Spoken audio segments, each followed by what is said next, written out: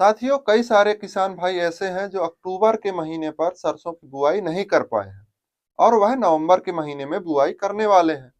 लेकिन उन्होंने लंबी अवधि की जो किस्में हैं वो खरीद डाली हैं या फिर कुछ ने नहीं खरीदा है।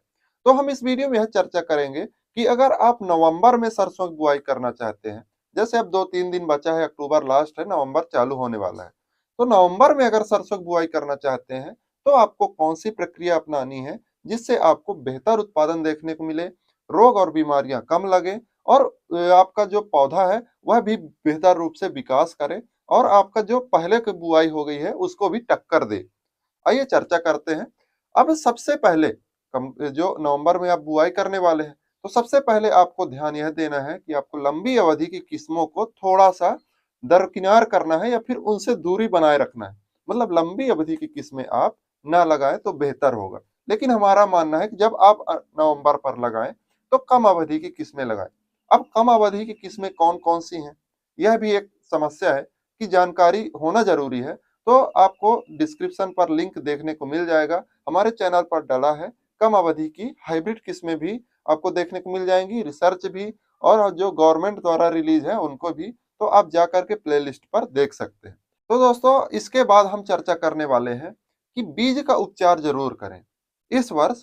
खासकर वैसे तो हर वर्ष बीज का उपचार करना चाहिए, हर एक बुआई के समय बीज का उपचार करना चाहिए, लेकिन इस वर्ष जरूरी रूप से आप बीज उपचार कर सकते हैं।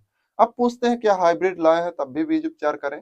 कर सकते हैं, कोई ज्यादा मात्रा नहीं लगता है दवाई का भी और आपका बीज भी। आपका बीज 1 किलोग्राम ही रहता है आपका प्रति एकड़ के लिए और दवाई भी लगभग 2 से 2.5 ग्राम लगता है। तो आप कर सकते हैं, कोई ज्यादा दिक्कत नहीं है।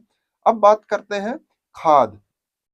पछेती बुआई कर रहे हैं, नवंबर में बुआई कर रहे हैं, क्या हम अक्टूबर में जो बुआई करते हैं जो खाद डालते हैं उतना ही खाद डाल दें क्या? तो यह एक बड़ा क्वेश्चन रहता है, बड़ा प्रश्न रहता है। तो इसमें हम बात कर रहे हैं खाद में। तो आप जब नवंबर में बुआई करें, पछेती बुआई हो जाती है नवंबर की, तो इस समय खाद की मात्रा कम लगता है। जैसे आपका जैसे सरसों मान लीजिए 140 से 150 दिन का सरसों है और कोई सरसों आप लगा रहे हैं 100 से 110 दिन का। तो क्या इस 30 से 40 दिन के अंतराल पर जो भी अंतर होता है तो खाद भी इस हिसाब से कम पड़ता है। तो आपको खाद लगभग लगभग अपेक्षाकृत लगभग 10 किलोग्राम कम करना है। अपेक्षाकृत 10 किलोग्राम मतलब यह है, अगर आप 1 एकड़ में 40 किलोग्राम के लगभग डीएपी मान लीजिए डाल रहे हैं, 1 एकड़ में 40 किलोग्राम के लगभग डीएपी डाल रहे हैं या फिर 80 से 100 किलोग्राम के लगभग एसएसपी डाल रहे हैं, तो उसको लगभग आप 10% कम कर लीजिए, 10 से 20% कम कर लीजिए। मान लीजिए आप 25 किलोग्राम आप डीएपी डाल सकते हैं और वहीं 60 से 70 किलोग्राम आप एसएसपी डाल सकते हैं।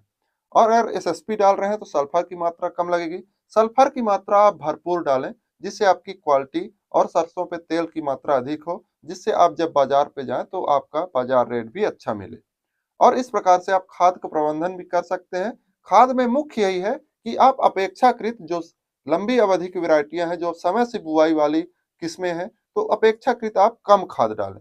खाद का भी खर्चा कम लगेगा और आपका पौधे का अंकुरण भी पर्याप्त रूप से हो जाएगा अगर बीज उपचार भी किए हैं तो भी, और नमी है बढ़िया आपके भूमि पर तो पलेवा बुआई करने की ओर आप अग्रसर हो सकते हैं। पलेवा बुआई में आपको ज्यादा प्रॉफिट देखने को मिल सकता है। अब बात करते हैं पानी की। तो पानी एक ऐसा समस्या है कि आपके फसल अवधि पर भी डिपेंड करता है, आपके मिट्टी पर भी डिपेंड करता है, आपके पानी की क्वालिटी पर भी डिपेंड करता है। तो पानी आप लगा सकते हैं, 2 पानी पर भी हो सकता है, 3 पानी पर भी हो सकता है या फिर 1 पानी पर भी हो सकता है। और मौसम पे डिपेंड करता है, अगर बारिश हो गया तो हो सकता है आपको पानी ही ना लगे। तो पानी आपको आवश्यकता अनुसार ही डालना है। यह आपको एक तरह से कंफर्म होना चाहिए। हम तो बता सकते हैं कि लगभग आपको 30 से 40 दिन के अंदर पहला पानी देना है, आपको दूसरा पानी फलियां बनते समय देना है, तीसरा पानी आवश्यकता अनुसार अगर आपको डालना है तो डाल सकते हैं, लेकिन फूल जब लदे या फूल बने उस समय पानी देने से थोड़ा सा आप बचें। अगर फिर भी आपके पौधों को बहुत ही जरूरत है तब आप जरूर दें। ये भी नहीं कहते कि फूल के समय आप पानी नहीं दे सकते, दें, लेकिन जब आपको पौधों की बहुत जरूरत है वैसे तो आप बचें। अब पानी की भी बात हो गई, आप इस प्रकार से पानी दे सकते हैं। तो हमने धीरे धीरे हमने यह बात कर लिया है कि नवंबर में अगर आप सरसों की बुआई करना चाहते हैं तो क्या प्रिवेंशन आपको अपनाना चाहिए। दोस्तों, हमारी यह जानकारी अगर अच्छी लगी हो तो लाइक करें, शेयर करें और कमेंट करना ना भूलें। जो भी आपका विचार हो, मत हो, असहमत हो, तो आप कमेंट जरूर करें।